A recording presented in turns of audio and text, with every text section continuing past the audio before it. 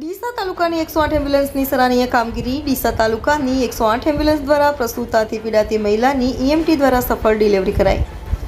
મળતી માહિતી મુજબ ડીસા સિવિલમાંથી દર્દીને પાલનપુર રિફર કરવાનો કોલ 108ને મળ્યો હતો અને કોલ મળતાની સાથે જ 108ની ટીમના ઈએમટી શ્યામ પરમાર અને પાયલોટ દલપતભાઈ પરમાર ઘટના સ્થળે પહોંચી દર્દીને એમ્બ્યુલન્સમાં લઈને પાલનપુર તરફ રવાના થયા હતા અને રસ્તામાં દર્દીને પ્રસૂતાનો દુખાવો વધારે ઉપડતા 108ના તાલીમબદ્ધ ઈએમટી શ્યામ પરમાર એક ક્ષણનો પણ વિલંબ કર્યા વગર અમદાવાદ હેડ ઓફિસ ખાતે કોલ કરી ડૉક્ટરના મિલનના માર્ગદર્શન હેઠળ અને સાથે પાયલટ દલપતભાઈ પરમારની મદદ વડે દર્દી જાગૃતિબેન વધારી ગામ ધનપુરાની સફળ પ્રસ્તુતિ કરાવી હતી। ત્યારે બાળકી તંદુરસ્ત અને સ્વસ્થ હતી। ત્યારે બાળકીની માતાને વધુ સારવાર માટે સિવિલ હોસ્પિટલ પાલનપુર ખાતે લઈ ગયા હતા।